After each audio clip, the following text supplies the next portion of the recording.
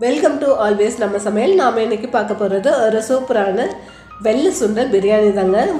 பார்க்குறதுக்கு மட்டும் இல்லை, சாப்பிட்றதுக்கும் ரொம்பவே டேஸ்ட்டாக இருக்கும். இப்போ வாங்க எப்படி செய்யலான்னு பார்க்கலாம்.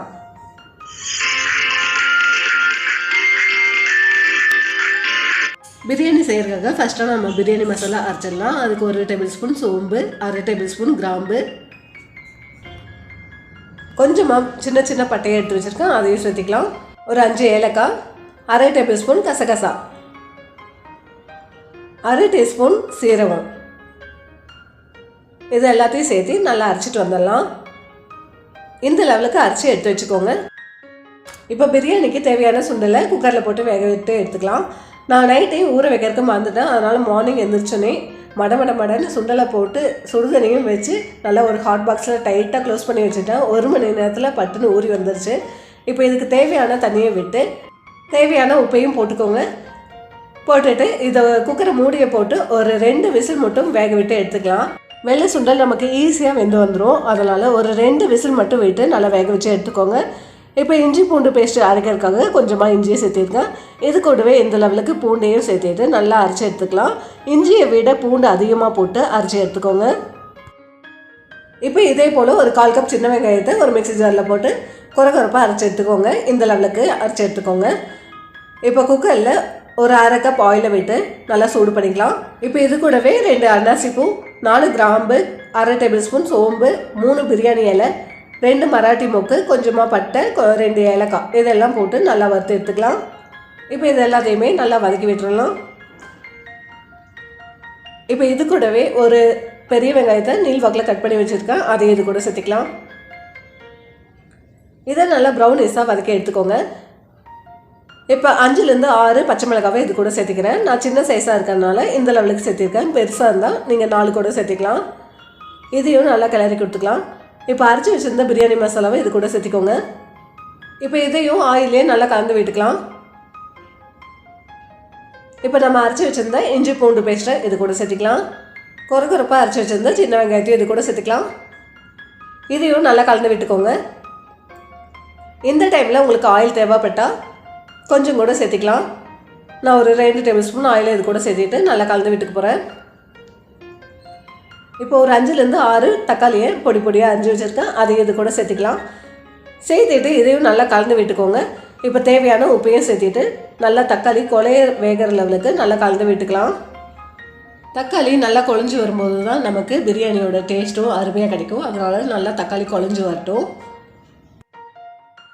இப்போ பாருங்கள், தக்காளி நல்லா குழஞ்சி வந்திருக்கு, எண்ணெயெல்லாம் நல்லா பிரிஞ்சு வந்திருக்கு. இப்போ இதை நல்லா கலந்து விட்டுட்டு இது கூடவே 1/2 table spoon chilli chicken powder சேர்த்திக்கலாம். சேர்த்திட்டு இதையும் நல்லா கலந்து விட்டுருங்க. இதை நல்லா கலந்து விட்டுட்டு இப்போ பொடி பொடியாக நறுக்கி வச்ச கொத்தமல்லியும் இது கூட சேர்த்திக்கலாம். நல்லா க்ளீன் பண்ணி எடுத்து வச்சிருந்த புதினா இலைகளையும் இது கூட சேர்த்திட்டு நல்லா கலந்து விட்டுருங்க.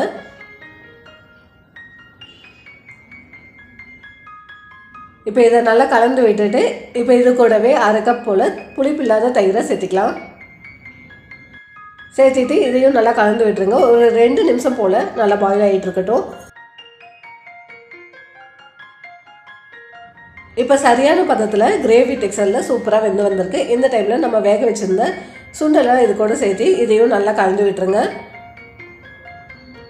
இப்போ இந்த சுண்டல் இந்த கிரேவி எல்லாமே சேர்ந்து ஒரு 5 மினிட்ஸ் நல்லா வெந்து வரட்டும். இப்போ இதுக்கு தேவையான தண்ணியை சேர்த்திக்கலாம். 1 கப் சீரக சம்பா அரிசிக்கு 1/2 கப் தண்ணியை நீங்கள் சேர்த்திக்கோங்க. அதுக்கு தகுந்த மாதிரி நீங்கள் எவ்வளோ அரிசி எடுக்கிறீங்களோ அதுக்கு தகுந்த மாதிரி நம்ம தண்ணியை சேர்த்திக்கலாம். இப்போ இதுக்கு தேவையான உப்பு சேர்த்திக்கலாம். இப்போ அரிசியை நல்லா ஊற வச்சு நல்லா க்ளீன் பண்ணி எடுத்து வச்சுருக்கேன், அதையும் இது கூட சேர்த்திக்கலாம். நான் 1 கிலோ போல் சீரக சம்பா அரிசியை நான் சேர்த்திக்க போகிறேன். இப்போ குக்கரை உடனே நம்ம க்ளோஸ் பண்ணி வைக்காமல் ஒரு 5 நிமிஷம் நம்ம அப்படியே விடலாம். இப்போ நல்லா தண்ணி நல்லா கொதித்து அரிசி மேலே எலும்பி வரணும், அந்த லெவலுக்கு நல்லா கொதிக்க விட்டுருங்க. இப்போ பாருங்கள், நல்லா அரிசி எலும்பி வந்துருச்சு. இந்த டைமில் நம்ம குக்கரை மூடியை போட்டு நல்லா ஒரு 15 மினிட்ஸ் லோ ஃப்ளேம்லேயே வச்சு நல்லா வேக வச்சு எடுத்துக்கோங்க. கேஸ் கட்டெலாம் எதுவும் சேர்த்தாமல் வெயிட் போட வேண்டாம், எதுவுமே பண்ணாமல் ஒரு 15 மினிட்ஸ் அப்படியே நம்ம விட்டுறலாம். 15 மினிட்ஸ் கழிச்சு நம்ம ஓப்பன் பண்ணி பார்க்கலாம். பாருங்கள், சூப்பராக ரெடி ஆகிடுச்சு. இப்போ நம்ம கரண்டியை ஃப்ரண்ட்டில் போட்டு கிளறாமல் பேக் சைடில் விட்டு இந்த மாதிரி கிளறி கொடுத்துக்கோங்க. அப்போ தான் அரிசி பிரேக் ஆகாமல் உங்களுக்கு சூப்பராக கிடைக்கும். சரியான பக்குவத்தில் பிரியாணி அருமையாக ரெடி ஆகிடுச்சு. நான் சொன்ன எல்லா ஸ்டெப்ஸையுமே ஸ்கிப் பண்ணாமல் ஃபாலோ பண்ணுங்கள். நீங்களும் ஒரு சூப்பரான சன்னா பிரியாணியை அருமையாக ரெடி பண்ணலாம். எங்கள் வீட்டில் இதுக்கு சைடிஷாக இன்றைக்கி காலிஃப்ளவர் சில்லி தாங்க ரெடி பண்ணி வச்சுருக்கேன். நீங்களும் இதே போல் பாஸ்தோட டேஸ்ட்டோட உங்கள் ஃபேமிலி மெம்பர்ஸ்க்கும் செஞ்சு கொடுத்து அசத்தலாம். இந்த ரெசிபி உங்களுக்கு பிடிச்சிருந்தா இந்த வீடியோக்கு ஒரு லைக் பண்ணிவிட்டு சேனலுக்கு சப்ஸ்கிரைப் பண்ணி சப்போர்ட் பண்ணுங்கள்.